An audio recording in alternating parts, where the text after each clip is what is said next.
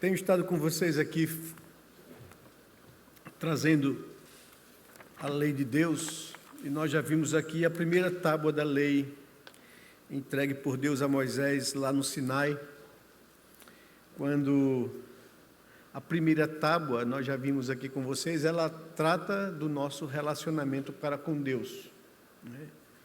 Nós vimos aqui 4 coisas que os primeiros 4 mandamentos respondem, né? Primeiro, quem deve ser adorado, e aprendemos aqui que Deus somente, né? Como ele deve ser adorado é a segunda pergunta que responde o segundo mandamento. Ele deve ser adorado em espírito e em verdade, não através da imaginação do homem, não através de imagens de escultura. Aprendemos também sobre o que responde o terceiro mandamento. Qual deve ser a nossa atitude diante de Deus em adoração, né?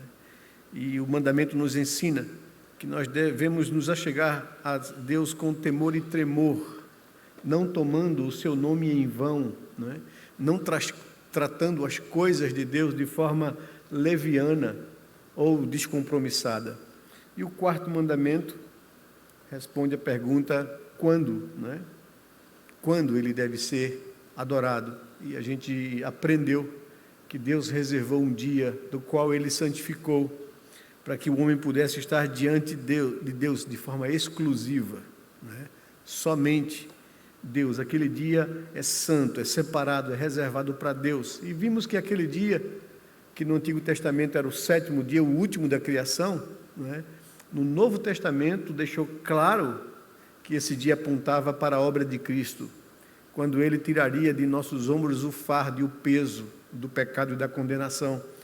E isso aconteceu quando ele ressurgiu dos mortos, levantou-se dos mortos, venceu a morte. E desde então os discípulos consagram, reúnem-se para adorar a Deus no primeiro dia da semana, no dia da ressurreição, no dia do Senhor. Aprendemos isso aqui. Agora eu gostaria de avançar com vocês na segunda tábua da lei, que diz respeito ao nosso relacionamento com o nosso semelhante, né? Como é que a gente deve viver em comunidade, em sociedade com o outro, né? Quais são os preceitos que a lei de Deus aponta para isso? E para isso eu gostaria então de convidá-los a que pudéssemos abrir a Bíblia no livro de Êxodo, capítulo 20, né? Para lermos a lei de Deus.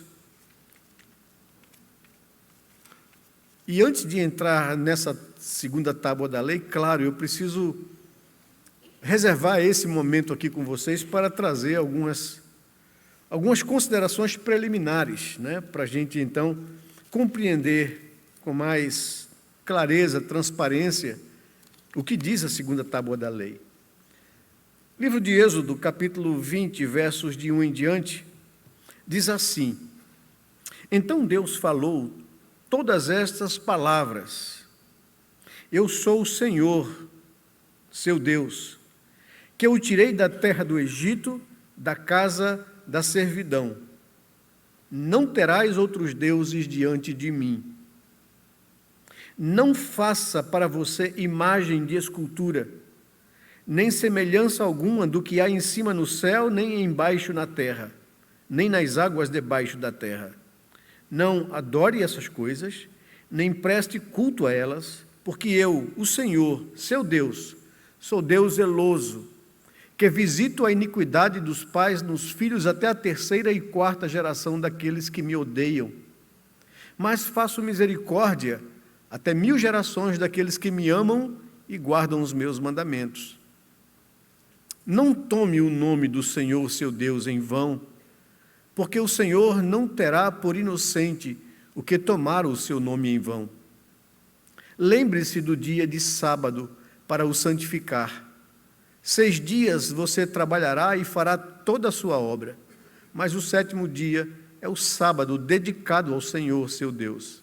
Não faça nenhum trabalho nesse dia, nem você, nem o seu filho, nem a sua filha, nem o seu servo, nem a sua serva, nem o seu animal, nem o estrangeiro das suas portas para dentro. Porque em 6 dias o Senhor fez os céus e a terra, o mar e tudo o que neles há. E ao 7º dia descansou. Por isso o Senhor abençoou o dia de descanso, né, e o santificou. Honre o seu pai e a sua mãe, para que você tenha uma longa vida na terra que o Senhor, seu Deus, te dá. Não mate, não cometa adultério, não furte, não dê falso testemunho contra o seu próximo, não cobice a casa do seu próximo, não cobice a mulher do seu próximo, nem o seu servo, nem a sua serva, nem o seu boi, nem o seu jumento, nem coisa alguma que pertença ao seu próximo. Eu gostaria, essa noite, de falar com vocês sobre a aplicabilidade da lei de Deus ao homem do século XX, ou do século XXI, né? A lei de Deus, ela é atual e por isso eu gostaria de falar com vocês sobre isso.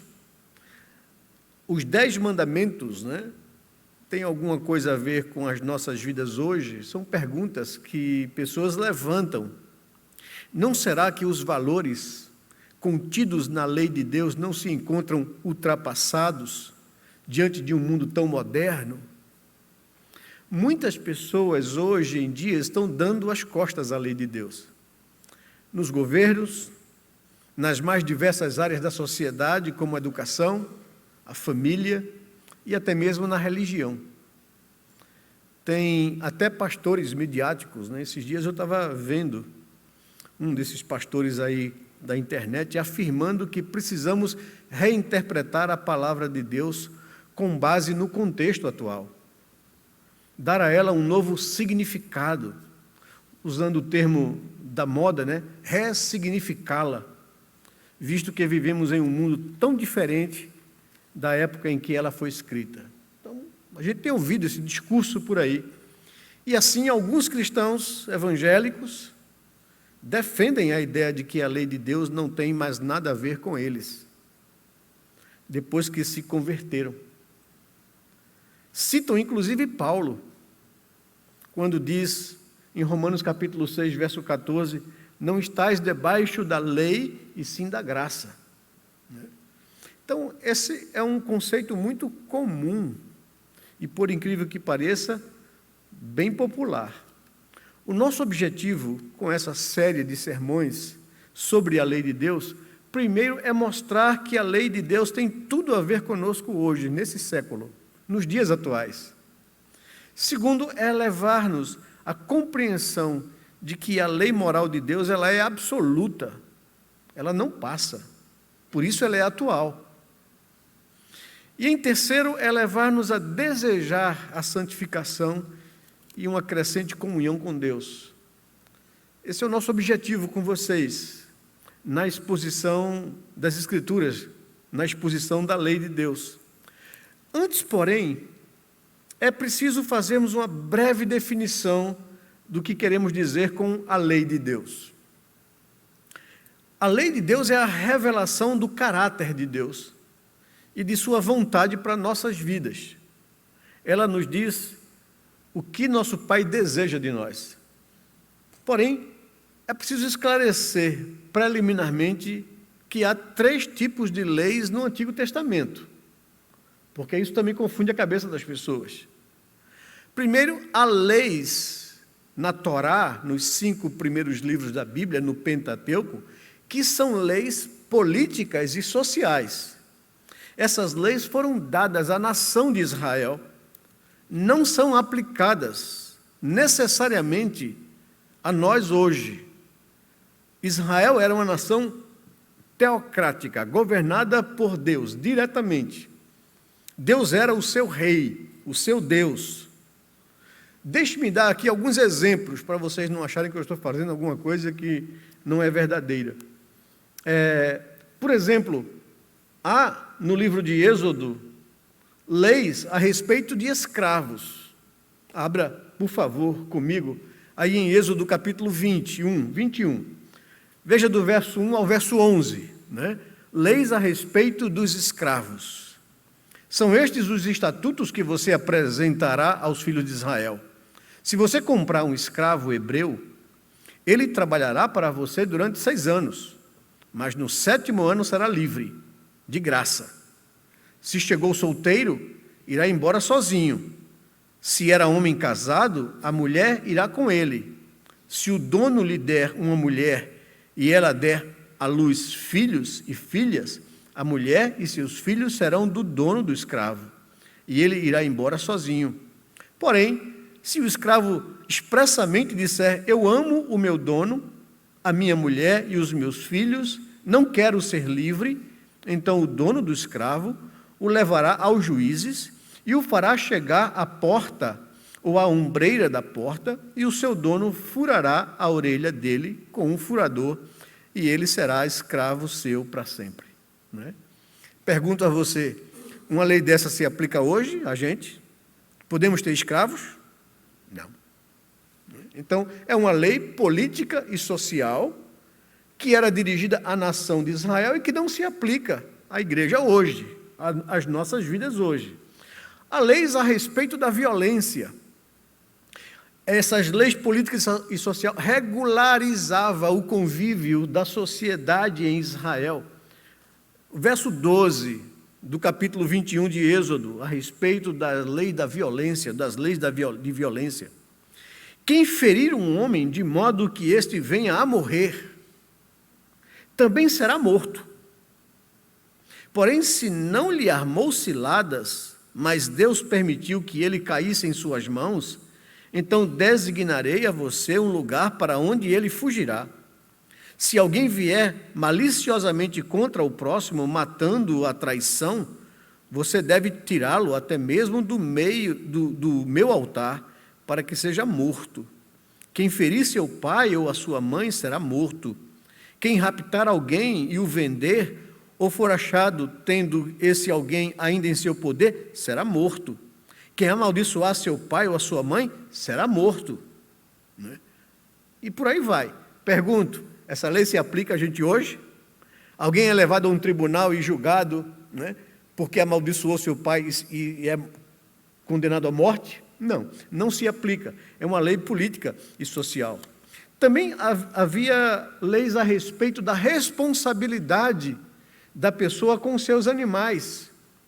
Veja o verso 28 ao verso 36.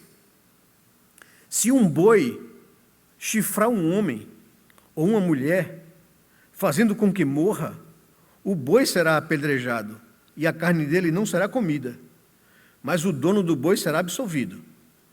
Mas se o boi, já antes, costumava chifrar, e o seu dono sabia disso e não o prendeu, e o boi matar um homem ou uma mulher, o boi será apedrejado e também será morto o seu dono. Se lhe for exigido resgate, dará então como resgate a sua vida, tudo o que lhe for exigido. Quer tenha chifrado um filho, quer tenha chifrado uma filha, este julgamento lhe será aplicado. Se o boi chifrar um escravo ou uma escrava, o senhor deles receberá o pagamento de 360 gramas de prata e o boi será apedrejado. Se aplica a gente, né? Essa aqui se aplica a cachorro, né? Se você tiver um pitbull aí, estiver mordendo as pessoas, né? Você vai pagar por isso, mas não com a vida, né? São leis políticas e sociais que regulamentavam o convívio da sociedade em Israel. Né? Há leis do direito da propriedade. Né? Capítulo 22, versos de 1 a 14. Né? Se alguém furtar um boi ou uma ovelha e abater e vender o animal, por um boi pagará 5 bois e 4 ovelhas por uma ovelha. Se um ladrão for achado arrombando uma casa e sendo ferido morrer, quem o feriu não será culpado do sangue. Se, porém, já havia sol, quando isso aconteceu, quem o feriu será culpado do sangue. O ladrão deverá fazer restituição total.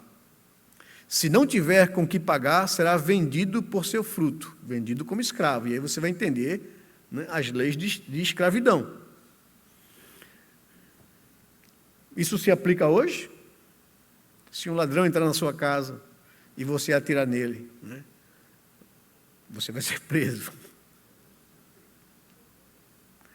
Hoje em dia, se um policial, em defesa do cidadão, matar um assaltante, um marginal, responde processo. Né? São leis que, infelizmente, não se aplicam. Né? Eram leis dirigidas à nação de Israel por causa da teocracia, do governo de Deus àquele povo. A lei do direito civil, capítulo 21, versículo 16, vai falar sobre isso. Diz lá o verso 16 do capítulo 21, quem raptar alguém e o vender, ou for achado esse alguém ainda em seu poder, será morto. Né? E por aí vai. Há leis de justiças nos tribunais, exigindo aos tribunais justiça e misericórdia no trato com o cidadão.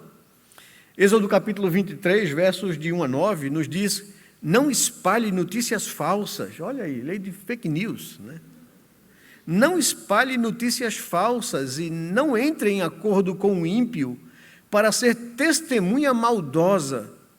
Não siga a multidão para fazer o mal e, num processo, não deponha com a maioria para torcer a justiça. Não seja parcial, nem mesmo com o pobre nas suas demandas. Se você encontrar desgarrado o boi ou o jumento de seu inimigo, leve-o sem falta de volta para ele. Se você vir prostrado debaixo de sua carga o jumento daquele que odeia você, não o abandone, mas ajude o dono a erguer o animal. Não perverta o direito do pobre, que vem até você com sua causa, e aqui fala acerca de juízes e de tribunais. Fique longe da falsa acusação, não mate o inocente e o justo, porque não justificarei o ímpio. Não aceite suborno, porque o suborno cega até o perspicaz e perverte as palavras dos justos. Não oprima o estrangeiro. Vocês sabem o que é ser estrangeiro, pois foram estrangeiros na terra do Egito. Então, tudo isso são leis políticas e sociais que havia em Israel, né? Há leis de compaixão e misericórdia, Levíticos capítulo 19, versos 9 a 10.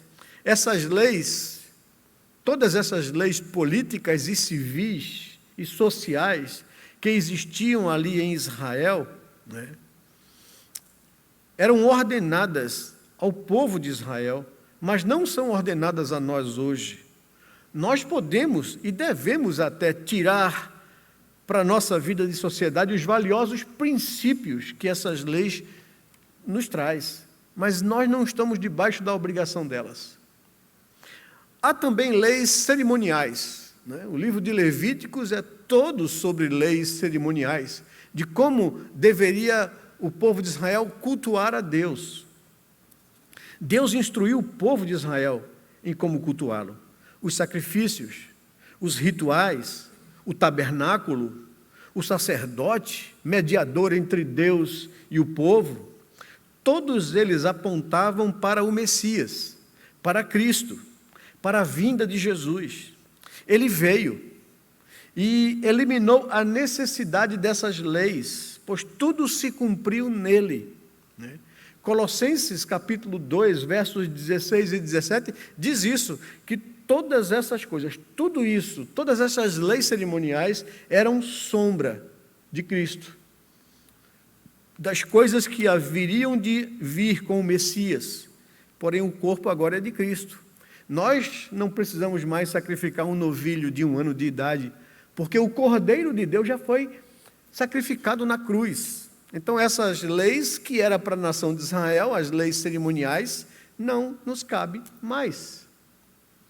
As leis cerimoniais de sacrifícios do holocausto era dada para quando o povo de Israel não conseguia cumprir a lei de Deus e quebrava a lei moral de Deus. Aí o que eles faziam? Recorriam à lei cerimonial ao sacrifício para ser perdoado.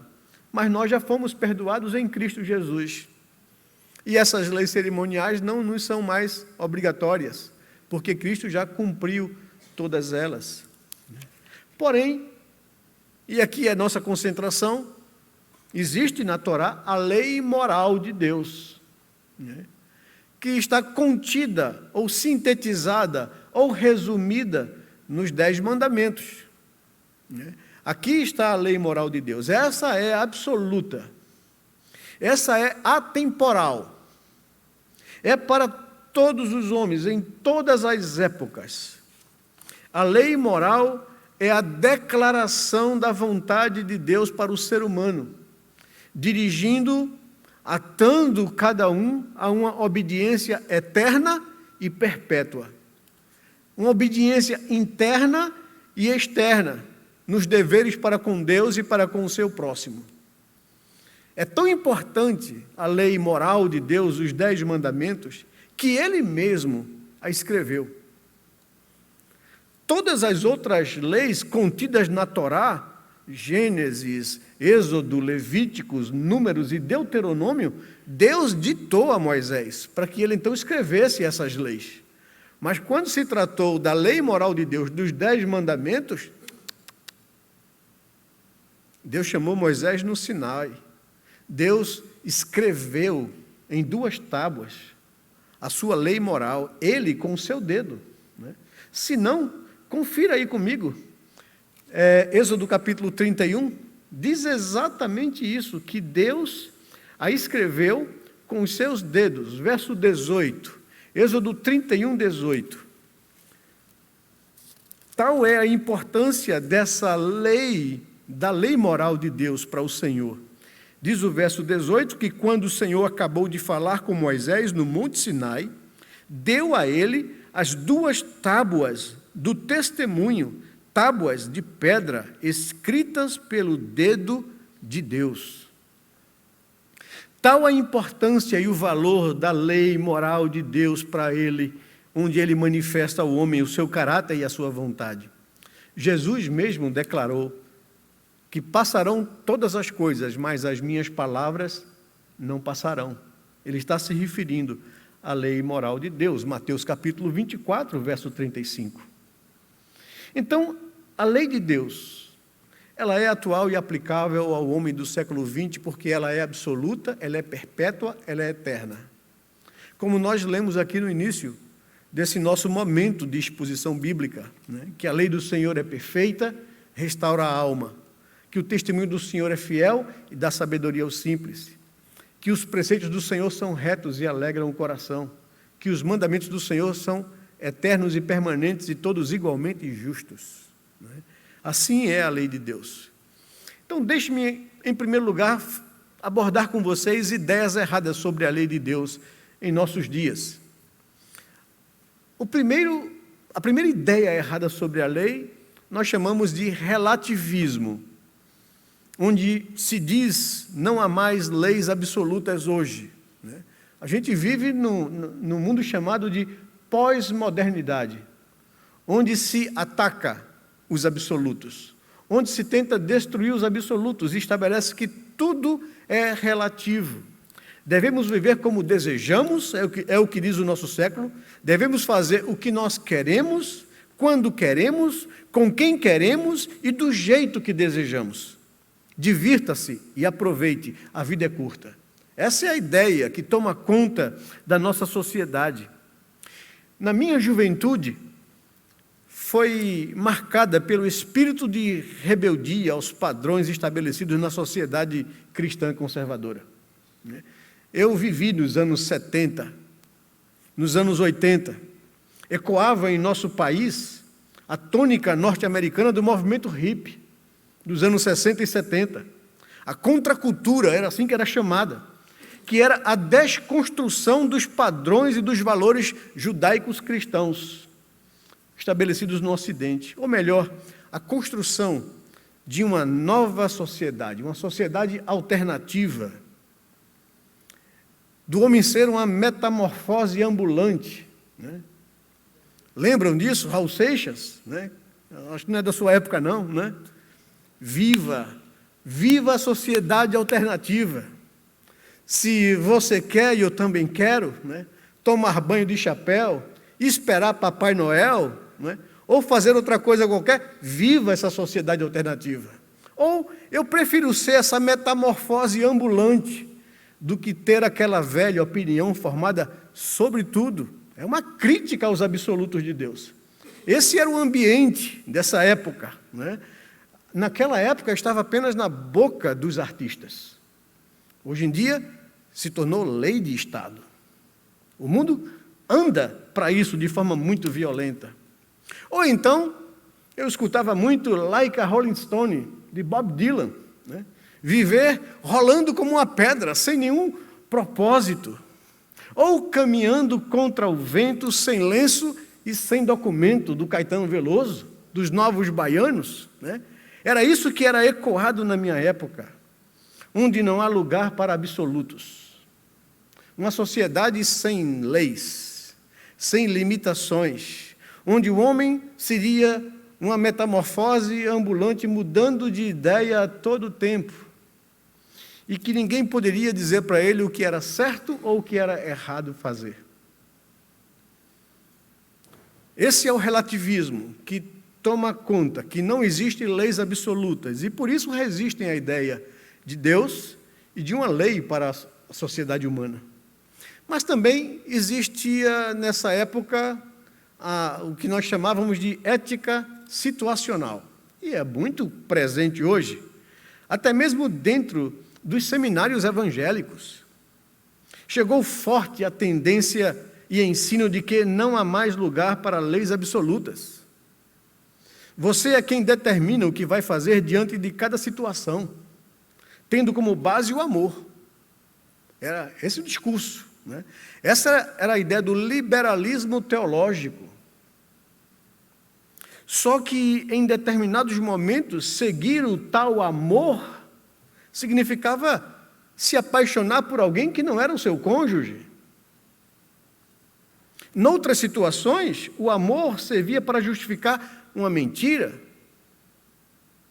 Ou, em outras, significava matar, praticar a eutanásia, desligar os aparelhos que ajudavam alguém a sobreviver. Em alguns casos, em nome desse amor, abortar, matar um feto indesejado, fruto de um estupro. Ou de uma gravidez precoce no adolescente, pois essa criança estragaria toda a sua vida. Colocar o valor da tomada de uma decisão na razão humana é algo muito temeroso. A Escritura é clara em afirmar que o coração do ser humano é enganoso e demasiadamente corrupto. É o que afirma o profeta Jeremias, no capítulo 17, verso 9. Mas, além do relativismo, além da ética situacional, nós encontramos o legalismo religioso, porque até então essas duas coisas estão muito para fora da igreja. No máximo, no meio dos liberais. Mas o legalismo teológico, o legalismo religioso, desculpem, afirma que devemos guardar a lei para merecer salvação. Esse é um erro tipicamente de denominações cristãs legalistas. É o outro lado da moeda. Colocam na lei, ou mais precisamente na obediência à lei, a base da salvação ou da santificação do indivíduo. Tente fazer isso, e você colocará sobre sua vida um peso impossível de carregar. Nós sabemos que não podemos ser salvos por guardar a lei.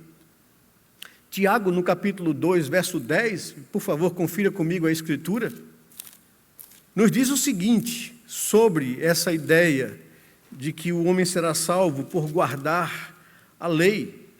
Tiago, capítulo 2, verso 10, diz assim a palavra de Deus: pois quem guarda toda a lei, mas tropeça em um só ponto, se torna culpado de todos os outros pontos. Gálatas capítulo 3, versículo 11, nos diz o seguinte nesse texto: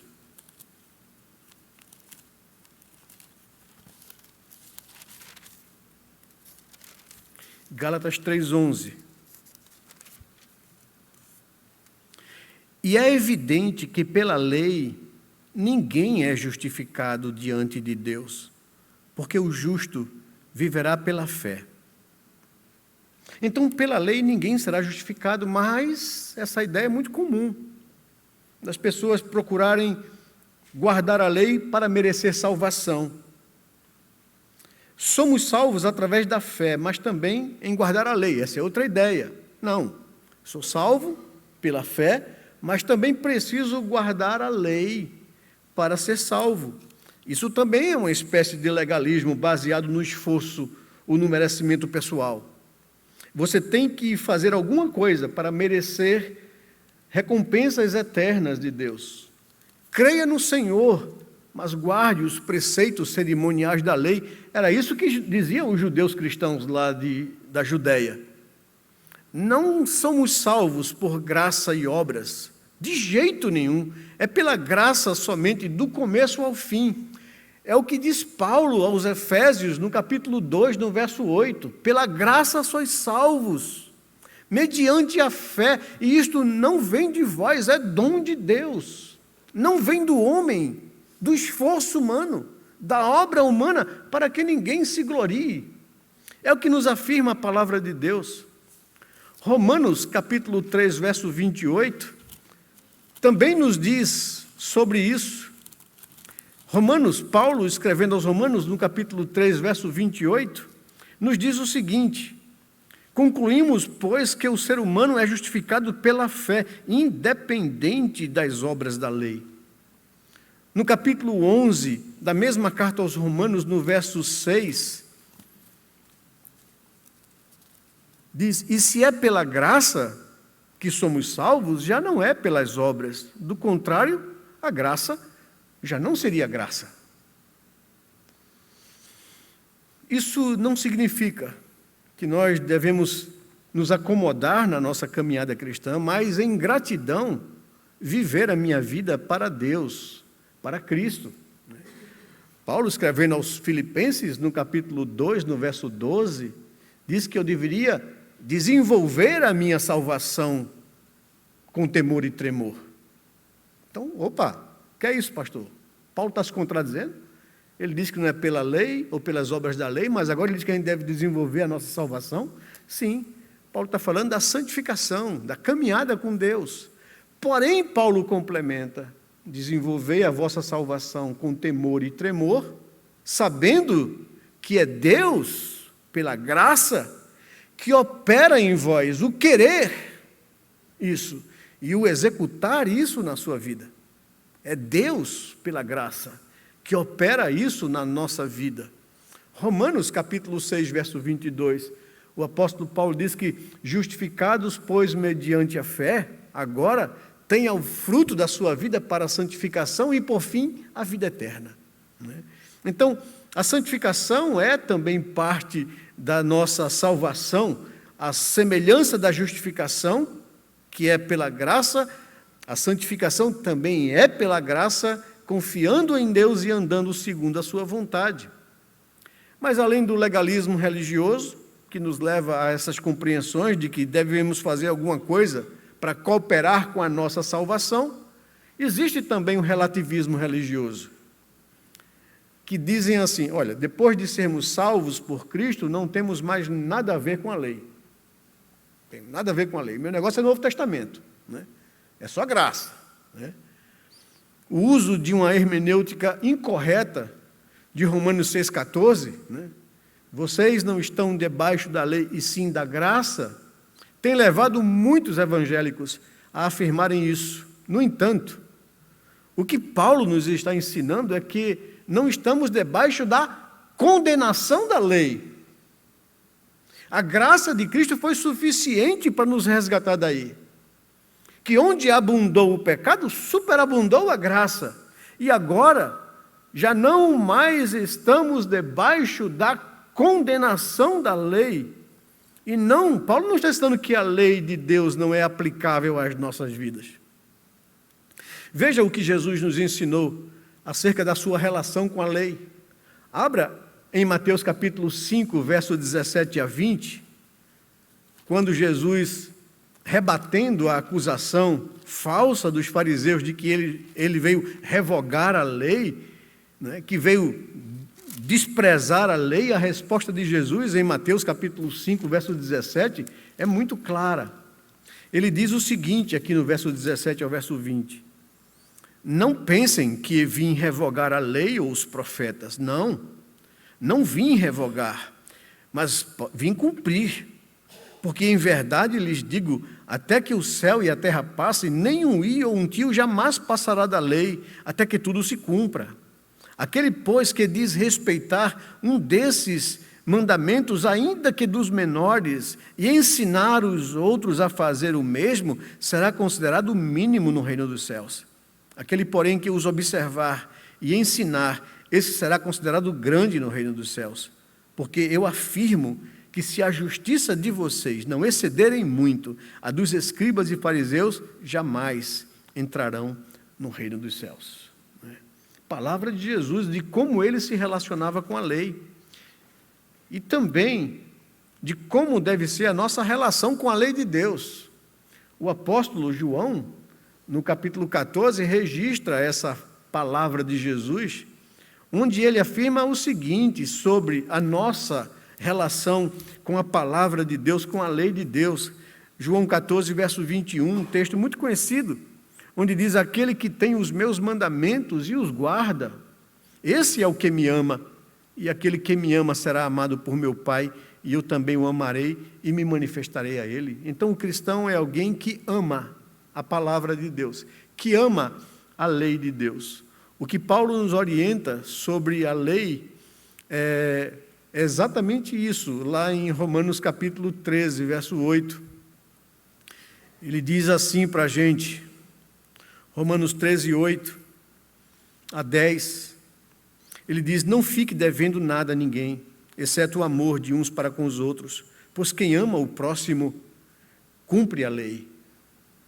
Pois estes mandamentos: não cometa adultério, não mate, não furte, não cobice, e qualquer outro mandamento que houver, todos se resumem nesta palavra: ame o seu próximo como você ama a si mesmo.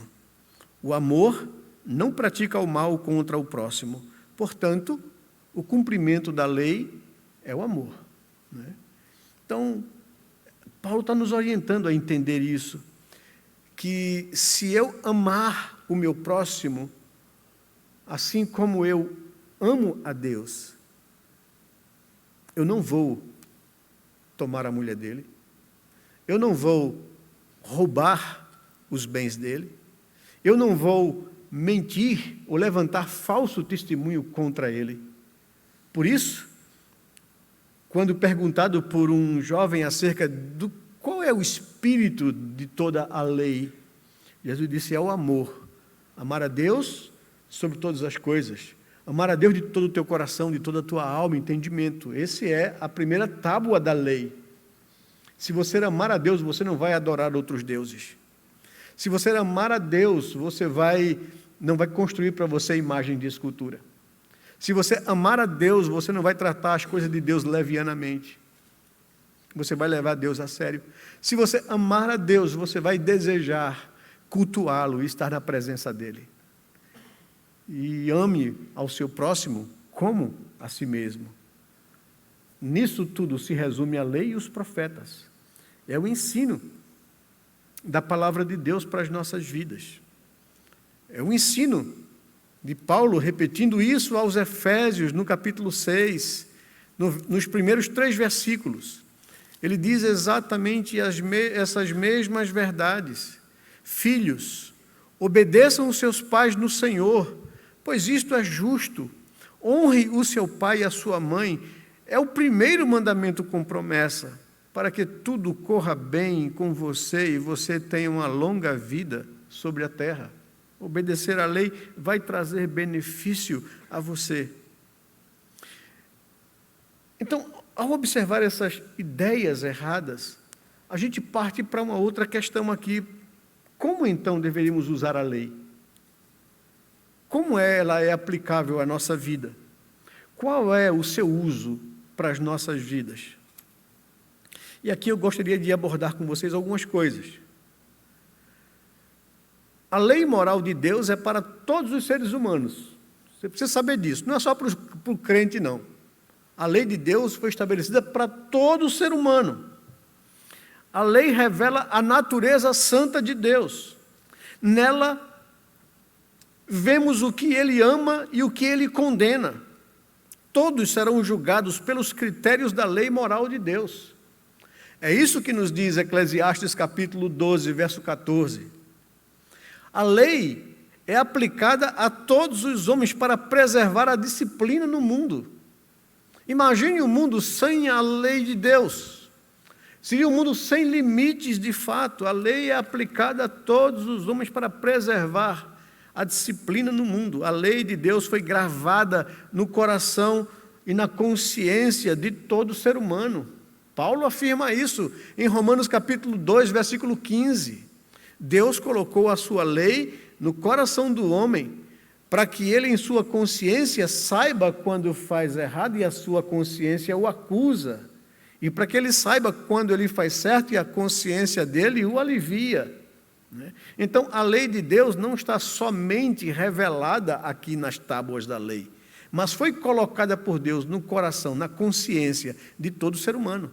Todo ser humano sabe o que é certo e o que é errado. Eu lembro-me, quando eu era ainda muito jovem, assistia um seriado de reportagem sobre os Chavantes, no Xingu, uma tribo ainda que não tinha sido socializada, alcançada pela civilização. E chegaram lá e fizeram uma entrevista, passaram vários dias lá, conseguiram a permissão e etc. E curioso que num daquelas reportagens foram tentar entender os costumes éticos e morais da tribo. E ficaram assim estarrecidos, porque eles sabiam o que era traição e adultério, eles sabiam o que era homossexualidade, e perguntava ao chefe da tribo, e aí, quando acontece alguma situação aqui em que um índio deite na rede de outro índio com a sua mulher, e o cacique diz, isso é proibido na tribo, mas acontece, e tem castigo para quem faz isso. E acontece de um índio se deitar com outro índio? Acontece, mas é proibido na tribo, e quando se descobre, castigo. De onde eles tiraram isso, que eles não tinham contato com a civilização? Paulo diz isso. A lei de Deus foi colocada no coração de todo homem, para que todo homem seja indesculpável diante de Deus.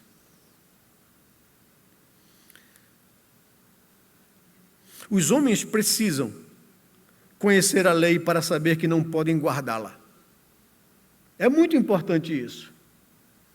Quando pregamos sobre a lei de Deus, os homens começam a entender que são pecadores, que são incapazes de guardá-la e que estão perdidos debaixo de juízo e de condenação, que não podem salvar-se a si mesmo. É o que nos diz Tiago capítulo 2, versículos de 8 a 11. Ele nos diz isso, que o homem tem consciência de que não pode guardar a lei de Deus, e por isso ele não pode salvar-se a si mesmo. E essa é a intenção da lei, deixar todo homem indesculpável diante de Deus. Também a lei de Deus mostra ao homem a sua culpa, seu pecado. O apóstolo Paulo afirma que pela lei vem o pleno conhecimento do pecado, Romanos capítulo 3, verso 20. Paulo fala acerca dessa verdade em sua própria experiência, ao afirmar, eu, hebreu de hebreu, fariseu segundo a lei, um benjamita, que levava vantagem a todos da minha idade pelo zelo que eu tinha de conhecer e cumprir a lei, fui surpreendido quando a lei me disse que havia pecado em mim. Quando eu percebi isso na minha própria experiência, eu pensava no meu coração que eu não quebrava a lei de Deus, que eu nunca havia adulterado, que eu nunca havia matado ninguém, que eu honrava os meus pais, que eu nunca furtei nada de ninguém, mas quando o último mandamento me disse, não cobiçarás, eu percebi que o meu coração ficou desnudo diante de Deus, e eu percebi a minha própria maldade. Romanos capítulo 7, verso 7, diz Paulo. A lei, ela aponta para a necessidade que o homem tem de Cristo, ao torná-lo conhecedor do seu pecado e da sua culpa. A lei aponta para a necessidade que o homem tem de Cristo. A lei nos serve como aio, diz Gálatas capítulo 3, versículo 24. A palavra aio significa um tutor, né? Quando você está fazendo um curso superior, um mestrado, ou uma pós-graduação, né? Um doutorado, você vai defender a sua dissertação ou a sua tese, é colocado um tutor para lhe acompanhar. Ele é o seu orientador. Ele vai guiar você no tema que você se propõe a provar, né? Então, Paulo diz em Gálatas capítulo 3, verso 24, que a lei de Deus nos serve como um tutor para nos conduzir a Cristo, para nos levar a Cristo. Ela mostra o nosso pecado, a nossa culpa. Ela desnuda o nosso automerecimento. Ela nos expõe, né, para que nós reconheçamos que nós não estamos perdidos e não temos saída. E agora a lei nos aponta para a graça, nos aponta para Cristo Jesus. Ela é esse tutor que nos leva a esse conhecimento. Enquanto o homem não perceber-se pecador, perdido, ele não irá a Cristo. Por isso, há um risco e um perigo enorme, e uma temeridade, com esse evangelho que se prega de amor, somente amor, que não coloca o homem diante do espelho da palavra de Deus para que ele perceba a sua necessidade que ele tem de Cristo Jesus. Um evangelho açucarado, adocicado, que não é o evangelho de Cristo. Porque o homem não vai entender a graça, não vai a Cristo se ele não se reconhecer um pecador perdido. E a lei serve para apontar isso ao coração do homem. A lei torna todo homem indesculpável diante de Deus. Jesus falou que, fazendo uma comparação e uma diferença dos seus discípulos para as multidões que o seguiam, por causa dos benefícios que ele fazia às multidões, ele diz que bem-aventurados são vocês, que reconhecem a sua miséria espiritual. De vocês é o reino dos céus. O que Jesus está dizendo ali naquela primeira bem-aventurança é que ninguém herdará o reino dos céus, se primeiro não reconhecer a sua miséria, né? Ser pobre de espírito é isso, é ser miserável, não ter o que oferecer a Deus. Feliz é o homem que reconhece que ele não tem o que oferecer a Deus espiritualmente, que não há nele absolutamente nada, que a palavra de Deus tira ele de toda a falsa impressão de automerecimento, de que ele é um pecador perdido diante de um Deus santo, e que por causa disso, a justiça desse Deus santo fulminará esse pecador perdido. Feliz é o homem que reconhece a sua miséria espiritual, porque dele é o reino dos céus. Feliz é o homem que chora e lamenta a sua condição, porque ele será consolado pela graça de Cristo. A lei leva o homem a essa consciência para que ele entenda o valor e a beleza da graça de Cristo Jesus. A lei de Deus torna o homem indesculpável.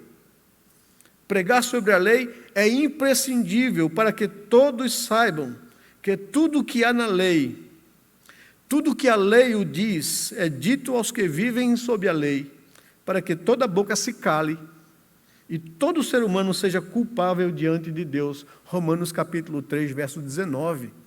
É a palavra do apóstolo Paulo. E qual então é o uso da lei para o cristão? Como é que a lei se aplica às nossas vidas? Primeiro, a lei nos ensina a amar e apreciar ao Senhor e o que Ele fez por nós.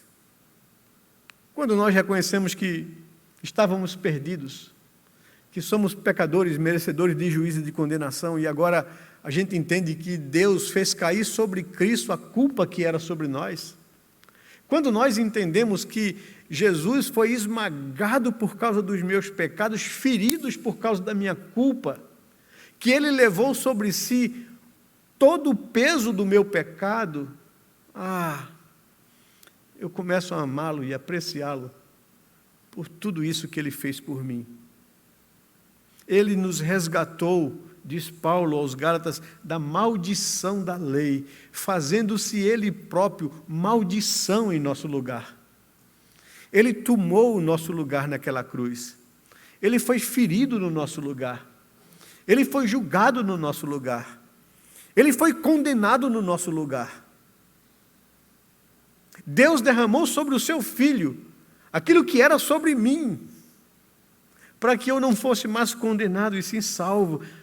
Quando a gente entende isso, como isso é grato, e sem o reconhecimento da minha culpa, do meu pecado, que a lei me traz, eu nunca vou amar e apreciar ao meu Senhor e o que Ele fez por mim. Quanto mais vemos a salvação conquistada naquela cruz, mais amamos Jesus. Mas em segundo lugar, a lei mostra as regras de como viver e agradar a Deus. Paulo, escrevendo a Timóteo, na segunda carta, no capítulo 12, verso 5, ele diz que o atleta não é coroado se não competir segundo as regras. Em tudo na vida existe necessidade de regras e normas. Nos esportes, nos jogos de futebol, no trânsito, né? A faixa de trânsito que me diz se eu posso ultrapassar ou não ultrapassar, se eu devo me manter nessa faixa ou não. Tudo isso aqui está ali para minha segurança, para que eu possa chegar onde eu quero chegar seguro e tranquilo. As placas na estrada me dão sinais de como eu deveria me guiar para não colocar minha vida nem a vida do outro em risco.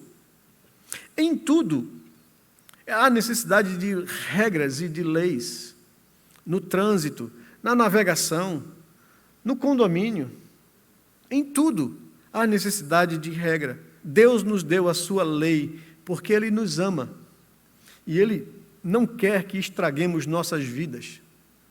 A lei nos mostra como ter uma vida feliz, pela obediência e pela observação de seus princípios. Isso no casamento, isso na família, isso na igreja, isso no trabalho, isso em todas as minhas relações, de como eu devo lidar com o meu semelhante, com o meu próximo. A felicidade, meus irmãos, vem como consequência da nossa santificação, de obedecermos e observarmos a lei de Deus, que é a receita dele para a nossa felicidade. É isso que Josué afirma no capítulo 1 do livro de Josué, no verso 8. Ele afirma isso, né? Deus falando para Josué para assumir o lugar de Moisés, porque Moisés havia morrido. E no verso 8, ele traz essa declaração aqui para Josué, né? Ele diz assim: não cesse de falar deste livro da lei. Pelo contrário, medite nele dia e noite, para que você tenha o cuidado de fazer segundo tudo que nele está escrito. Então, você fará prosperar o seu caminho e você será bem-sucedido em tudo que você fizer. Né? A lei de Deus, Deus nos entregou com a intenção de que a gente seja feliz em observá-la, em obedecê-la. A pessoa que desobedece à lei pode estragar a sua vida. Deus sabe que o pecado fere, humilha, envergonha. Ele deseja nos livrar do sofrimento e das consequências que o pecado traz sobre nossas vidas. Quando Deus nos diz que eu não devo fazer isso, eu não devo ir por esse caminho, não é porque Ele quer limitar ou coibir a minha liberdade. É porque Ele está preocupado com o meu bem-estar e com a minha felicidade. Ele sabe, se eu for por aqui, eu vou quebrar a cara e vou trazer sobre mim sofrimento, humilhação e vergonha. E Deus diz: não vai por aí, filho. Esse é o caminho de felicidade. Confia em mim. Obedeça a minha instrução e a minha palavra e você será feliz. Você será bem-sucedido em tudo quanto você fizer na vida. A lei de Deus revela o que está no nosso coração. Será que é possível alguém afirmar amar a Deus, mas, no entanto, não se importar com a lei, com o que a sua lei diz? Se nós amamos a Deus, consequentemente, guardamos os seus mandamentos. A obediência prova se amamos de fato a Deus ou não. João capítulo 14, verso 21, mais uma vez. Aquele que tem os meus mandamentos e os guarda, esse é o que me ama. E esse que me ama será amado por meu Pai. Eu também o amarei, me manifestarei a ele. É possível que pessoas cheguem até a se emocionar durante o culto, mas ser verdadeiramente um cristão implica no dia a dia viver em conformidade com a vontade de Deus revelada em sua palavra. Se no dia a dia a pessoa vive de outro jeito, será que ela pode afirmar que ama a Deus? Tiago, capítulo 1, versículo 22 diz: não. A prova do meu amor é a minha confiança em Deus e, consequentemente, a minha obediência ao seu comando, à sua palavra, à sua vontade revelada. Um exemplo para mim vivo de verdadeiro amor, na prática, é José. José, diante da tentação da mulher do seu senhor, mostrou na prática o significado do que é amar. Amar a Deus. Ele diz: como poderia eu cometer tamanha maldade contra o meu Deus? Diz aquela mulher: o teu marido me confiou tudo na casa dele, menos você, que é a sua esposa. Ele nem procura saber como eu administro as demais coisas. Ele me confiou a casa de vocês. Como eu vou cometer tamanha maldade contra Deus e contra a confiança que Ele me deu? Ele mostrou o que era amar a Deus na prática. Ele mostrou o que é amar e respeitar o seu Senhor, que confiava nele. Mostrou amor àquela mulher, a não ceder ao seu assédio. Como eu cometeria tamanha maldade e pecaria contra meu Deus? É a palavra de José. E por fim, a lei de Deus é como espelho. Serve para corrigir o que está errado em nós. A lei mostra onde e o que devemos consertar em nossas vidas. É isso que Tiago, no capítulo 1, verso 22 ao verso 25, nos diz. Veja comigo esse último texto, que é tão interessante. A lei de Deus como um espelho para a alma da gente, né? Tiago, capítulo 1, verso 22, ele diz o seguinte: sejam praticantes da palavra e não somente ouvintes, enganando a vocês mesmos. Porque se alguém é ouvinte da palavra e não praticante, assemelha-se àquele que contempla o seu rosto natural no espelho. Pois contempla a si mesmo, se retira e logo se esquece como era a sua aparência. Mas aquele que atenta bem para a lei perfeita, lei da liberdade, e nela persevera, não sendo um ouvinte que logo se esquece, mas um operoso praticante, esse será bem-aventurado no que realizar. A lei mostra onde e o que eu devo consertar na minha vida. A palavra de Deus serve como esse reflexo, para tirar um raio-x da minha alma, para saber onde Deus quer que eu santifique a minha vida. Pergunto a você, concluindo e trazendo algumas perguntas de reflexão. Você tem olhado no espelho da palavra de Deus?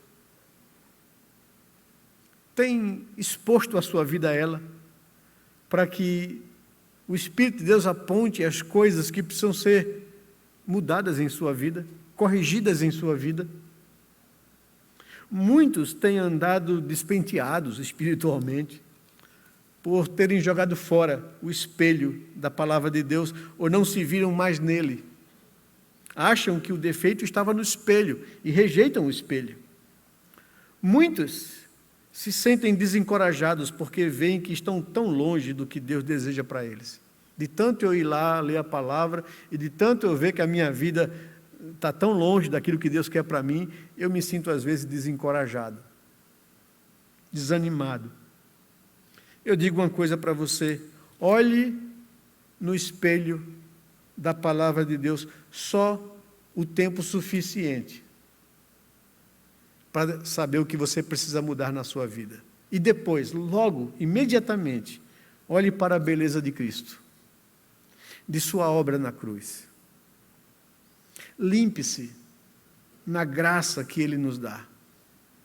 Lave-se no seu sangue que perdoa e purifica o nosso pecado.